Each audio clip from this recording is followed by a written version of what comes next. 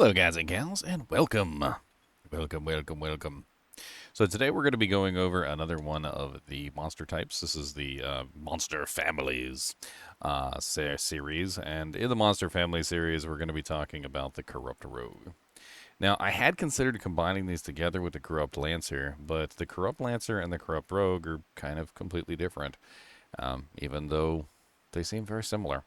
The Corrupt Rogue is basically a corrupted Sisterhood member. So essentially, like the rogues that survived were just like turned into. I don't know what they were turned into exactly. I'm assuming they're still human, but like when you look in the game, they're basically said to be demons. So I'm assuming they're Sisterhood members who were once human who are now like possessed by demons or something. Um, they basically like blindly melee whatever is with whatever weapon is at hand. Now, the corrupt rogues come in a variety of different forms. There's the Dark Hunters, the Vile Hunters, the Dark Stalkers, the Black Rogues, the Flesh Hunters. I can't remember if there is a guest rogue. Let's see. There is a guest archer and a guest spearwoman, but doesn't look like there's a guest regular schmegular Joe Schmo rogue. Now, the corrupt rogues are very basic. They run up, they try and slash you. They don't really have a lot of very special attacks. Pretty much just melee attack number 1, attack rating, and melee attack number 2, which are about the same damage as each other. They do have a pretty high amount of block chance in some of the later tiers, but it starts at the lowest 12% for like the Dark Hunter, and the Vile Hunter is at 18. But then when it gets all the way up to the Flesh Hunter, we're talking about like a 40% chance to block, which is pretty high. The Flesh Hunter also has essentially like 20 to 40% physical damage reduction in all difficulties, which is pretty high as well. The other ones only tend to have 20, so the Flesh Hunter is kind of like the ultimate form of the generic rogues corrupted, I guess. As you can see, they all have about the same amount of magic resistance, all about the same amount of poison resistance, all about the same amount of lightning resistance. They tend to be on the immune side to cold. In fact, some of them are so far into the immune side of cold that you won't be able to break them without a sunder. Even if you have like max level conviction and like other sources of like say lower resistance or other things that could potentially break resistances like cold resistance or cold mastery, 150 is going to be way too far into that without a Sunder Charm to break that. And that's their primary immunity. Their primary immunity is cold. They tend to have like a smattering of other resistances. Um, they're not really very strong, like in terms of anything. They are literally like grunt monster number 5, and they display that way. Their graphic stays pretty the same, even across like the original game. Long flowing hair, like relatively no clothing, butt crack hanging out, butt crack still hanging out. I think they actually hid the butt crack a little bit more in the new version. When they die, they make a very interesting animation, like their soul is leaving their body or something. It's very quite interesting. I'm sure we've got more of them over here. As revives, they're okay. They're not amazing. They're not like, the best revive that you can possibly get, but they're also not the worst revive that you can possibly get. As a revive, they tend to be very basic, just like they are in life. They just simply attack, and that's about it. They almost seem like they're mindless. Like, I hate to say it, but it very much so seems like they are mindless creatures that have absolutely no control over what they're doing any more so than, like, they have a weapon and a shield in their hand, and they're bashing the crap out of you. I also kind of noticed that, like, some of them seem to be designed differently than others. So, like, when you go look at some of the other designs for this particular character, some of them have, like, demon horns. Some of them have other, like, odd things going on. Besides just simply the fact that they are green-skinned for whatever reason. I always kind of thought they were orcs, like, from some of the examples that I saw. Like, but really nothing, like, too super special about these guys to talk about. They're all throughout Act 1, and there's none of them in Act 5. I don't believe any of them make it outside of Act 1, so for the most part, you don't see them anymore. And the reason why you don't see these is because these are just like the dirtest generic versions of the corrupt rogue. There are other versions of the corrupt rogue which actually deserve their own video because they have like unique effects.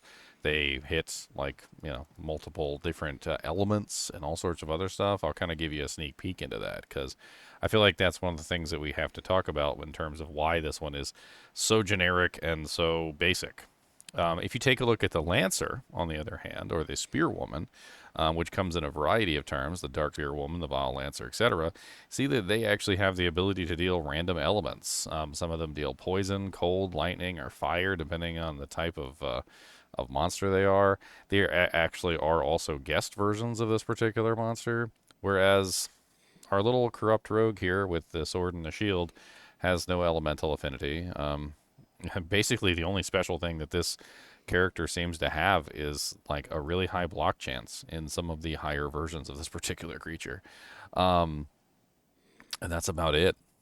Um, it is worth noting that, I mean, the corrupt rogue is the kind of like the model for a lot of the monsters in Act 1. Like, obviously, the Corrupt Rogue is the same model as the one that they use for Blood Raven, but that's actually the archer, not the fighter. And then, like, of course, there's the Lancers that also have quite a few interesting roles, but, like, these in particular with the sword and the shield, I don't know. I mean, I feel like there's not really a lot of stuff to talk about here with this one. So instead, let's talk about something else. The Sisterhood. So these are rogues. Or they used to be rogues anyway. They're corrupted rogues. And the corrupted rogues are essentially I'm not really sure how to put it. They were once part of the Sisterhood of the Sightless Eye. The Sisterhood of the Sightless Eye is essentially an artifact that allows you to communicate with other angels that was apparently left on Earth at some point and also apparently allows you to see into the future. A very powerful artifact that, for some reason or another, ended up in the hands of the Sisterhood of the Sightless Eye.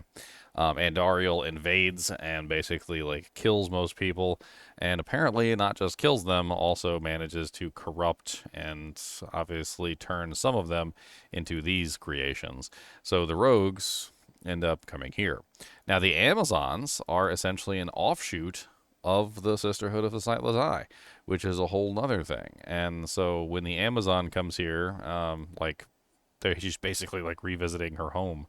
The Amazons basically went to like an island, and that was where they had the sightless eye, essentially, which is the stone that allows you to see into the future. And it kind of changed hands between the Amazons and the Sisterhood at some point. So all of this is a very interesting connotation because it's not like the Sisterhood was just some random church that was being like bushwhacked. They had connections with the angels at one point, and they also had an angelic artifact, which might be why they were targeted and why the Andariel and rather the Primevals decided to attack the Sisterhood and corrupt it. So maybe that's why we ended up with so many corrupted rogues, because, they didn't want the Sisterhood of the Sightless Eye to exist. Which it still does exist, I think, in a couple of ways. The actual location of the relic that they got from the angels, I don't really know at this point where it is. It seems to be like moving around. If you go to Act 1, though, a little bit of lore for you, and you talk to Akara will tell you about the Sisterhood. Yes? I believe it's... I am Akara, High Priestess of the Sisterhood of the Sightless Eye. I welcome you, traveler, to our camp, but I'm afraid I can offer you but poor shelter within these rickety walls. You see, our ancient sisterhood has fallen under a strange curse. The mighty citadel, from which we have guarded the gates to the east for generations, has been corrupted by the evil demoness Andariel. I still can't believe Now, it. I do believe there, later on when you're talking to her, there is a dialogue where she talks about the Sightless Eye. And basically, Akara is the priestess of the Sisterhood of the Sightless Eye. And all of this essentially ends up coming about because Andariel takes over the place. A little bit of backstory as why we have so many corrupt rogues, because it was once a very successful organization. They could see into the future, so they were able to like put off many things that would have destroyed their organization. And then eventually, well, they couldn't stop Andariel, and not a lot of people could stop Andariel, and so that's how they ended up this way. I think that's pretty much it when it comes to these guys. There's nothing special. We're going to move on to the next one, which is going to be the Corrupt Lancers. And I think the Corrupt Lancers have a lot more interesting things to talk about. Anyway, as always, I do appreciate you guys and gals joining. Be sure to hit the like button and the subscribe button if you enjoy the content. And as always, keep watching.